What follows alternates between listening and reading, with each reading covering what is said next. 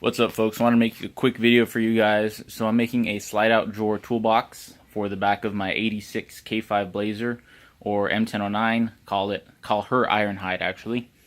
So I ended up going with a 1/2 inch plywood. Kind of wish I went with a 3/4 inch, but where I'm at right now, plywood's pretty expensive. I paid for the two almost $80 for 4x8 pieces of wood. So I ended up going with a 1/2 inch. I saw some other videos they went with like MDF wood. From what I've read, the plywood's stronger, so I ended up going with plywood. If you're gonna do this, I would say try and go with a 1/2 inch plywood. But again, I'm trying to be as cost effective as possible. I don't plan on putting anything too heavy in here. It's just gonna be some simple tools, organize it. I'm building it more to be an anti-theft, because in the back of my truck I have like 2 or 3 toolboxes right now, and I sometimes leave my truck when I go out on hikes, and I don't like leaving my truck out in the middle of nowhere when I have, we leave our expensive tools and we invest all this money into our truck. So I kind of want to seem less noticeable that there's tools back there, and if somebody does try to break in, I want it to be a little less easy to take my stuff, I guess. So anyways, I don't have a fancy table saw or anything. I ended up doing these cuts with a square there, and a jigsaw and a circle saw. So my cuts aren't 100% straight. I took my time, went as slow as I could go. I highly recommend take your time, go slow.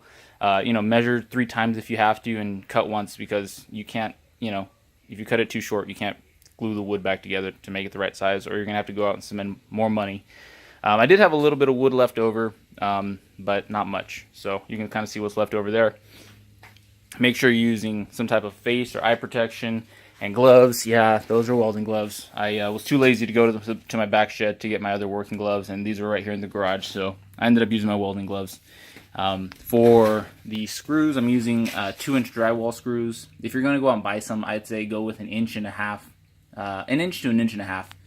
2 inches is a little much, but it's what I had laying around the house, and it works. Again, I'm trying to be as cost effective as possible. If I was going to spend a whole bunch of money on building this, I probably would have bought one of those steel ones that those company makes, but those I've seen go for upwards of $500. By the time I'm done, including carpet, whatever locking system I go with, it's probably going to be less than $200, probably around 180 bucks or so.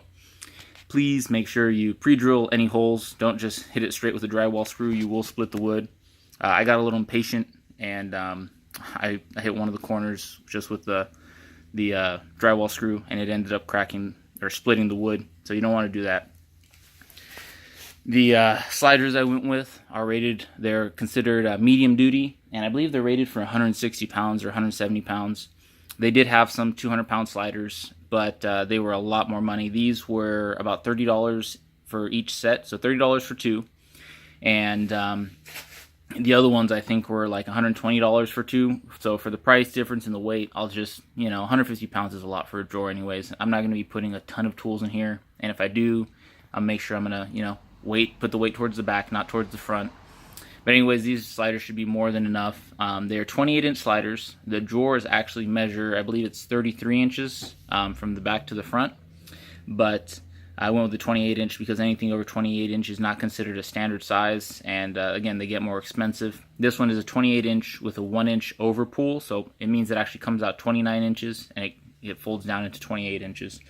As far as the part number, I don't have it on me right now. I'll make sure to put out the link below. I hope this video helps. If you have any questions, please be sure to comment, ask, and I'll do the best to answer. Again, take your time. Watch a few videos on how to do it. And if you're not sure, don't be afraid to ask for help. Somebody I'm sure out there can help you out. If I can, I'd like to help you out. So have a good day, and I hope this video helps.